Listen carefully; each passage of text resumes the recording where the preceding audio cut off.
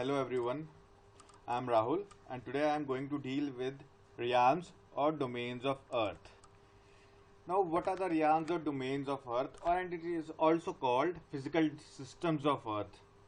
So they are atmosphere, lithosphere, hydrosphere, and when these atmosphere, lithosphere and hydrosphere interact, there the life originates and hence it is called biosphere.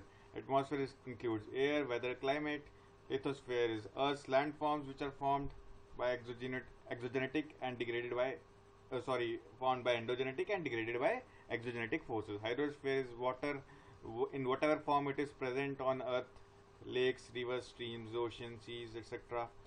And it is recycled with the help of water cycle. And when this lithosphere, atmosphere and hydrosphere interact, life originates. Now why life requires all three? Lithosphere, soil. Soil is required by plants. Plants we eat or animals eat. Also hydrosphere, water is required by us. And atmosphere, oxygen is required by animals to survive. So all three are required for life to flourish. So let's move ahead. Now what is lithosphere? Lithosphere is solid portion of Earth. It includes rocks as well as the soil above the rocks. Fine. Rocks degrade over time and lead to formation of soil. The top layer of the soil rocks degrade. So the lithosphere is divided into continents and oceanic basins. So the lithosphere is also the zone of earthquakes, mountain building activities, volcanoes and continental drift, as I have already told you in the last lecture. So let's move ahead. Now what all is lithosphere? Lithosphere is all the continents included. It comes under lithosphere. So we have many mountain ranges. For example, in US we have Rocky Mountain and Appalachian mountains. In the South America we have Andes mountains, which are formed by the subduction of Nazca plates under the South American plate. Now Andes are the longest mountain chain. Also we have Atlas mountains in the northwestern Africa. This region is called Maghreb, M-A-G-H-R-E-B, Maghreb. 3-4 countries come under it: Algeria, Sahara, Sahara, Morocco, etc. So here we have Alps. Alps are in the north of Italy and they cross 7 countries. Alps literally means mountains. Fine. And now 7 countries, some countries good like Italy, France, Germany, Austria, etc. etc. So Ural Mountains is a division between Europe and Asia. Also we have Caucasus Mountains here. Caucasus Mountains also divide the Asia from Europe. That is, Russia is divided actually. Russia here also and Russia is here also. Now in India we have Himalayas. And not only India, Nepal, Bhutan, right? We have Himalayas. And in Australia we have Great Barrier Range. In Africa, in the southern Africa side, we have Drakensberg Mountains. Fine. So we have covered most of the important mountain ranges in this lecture. So let's move ahead. Now, coming to the continents. First of all, Asia. Now you need to remember some facts which I have taken from the NCERTs. It covers about 1/3 of the total land area of the earth, right? Next one is Africa. Africa is the only continent where equator and other important latitudes like Tropic of Cancer and Tropic of Capricorn passes. And Nile is the longest river of the world. It flows through Egypt in Africa.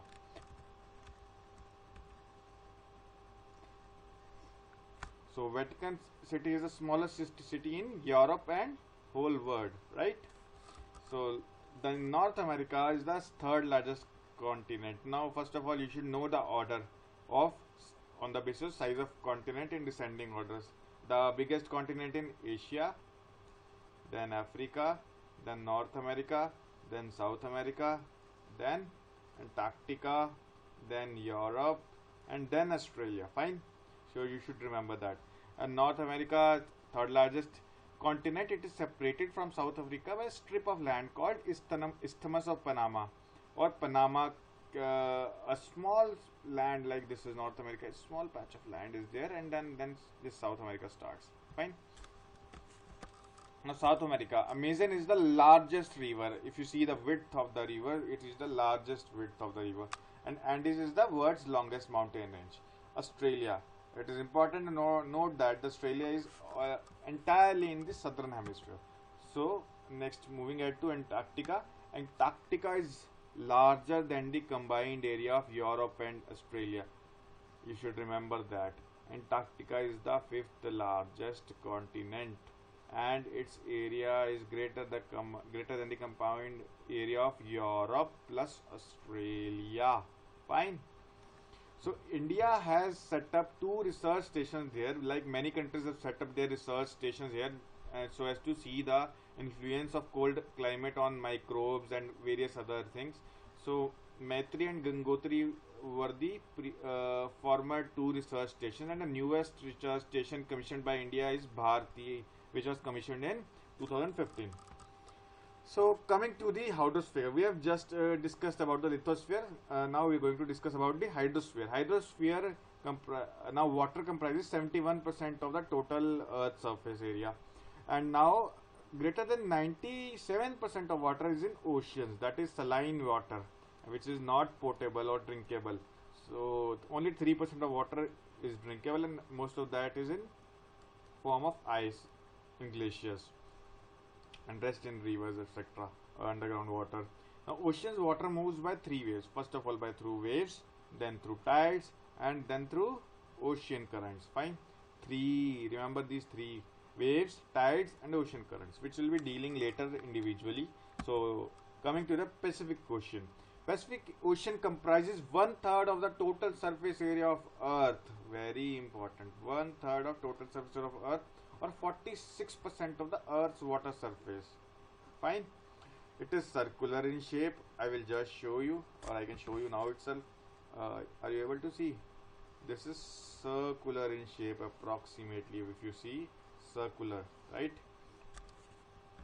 And it has Mariana Trench, which is deepest trench, approximately 11,000 meters or so deep, right? And why it is formed? When the Pacific plate subducts under the Philippines plate, right? So the equator subdivides the Pacific Ocean into North Pacific Ocean and South Pacific Ocean, but this Galapagos Islands, which are part of Ecuador, and Gilbert Islands, these both cut across the equator, like they are here on the equator. So but they are included in the southern Pacific Ocean. Fine. So let's move ahead. Now coming to the Atlantic Ocean. Atlantic Ocean is S-shaped. How it is S-shaped? You are able to see here. See, this is a S shape we are talking about, right? So it is S shaped. It has highly indented coastline, or the coastline of 4 continents is indented. Indented means it has depressions, that is due to gradual cutting off of land by the waves. It has become indented. You can see the Ireland, Dublin is here, and Belfast is here, and you see lot of zigzag patterns of land. Fine. So here the ships and can enter, and ports can easily be made, and with the help of tides, ship can easily reach the harbors. Fine.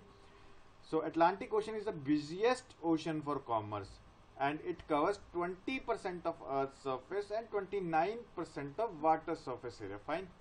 Now it connects to the Arctic Ocean, that is on the North Pole, through Denmark Strait, that is near Denmark, Greenland Sea, that is near Greenland, Norwegian Sea, and Barents Sea, that is just above Russia near the Finland.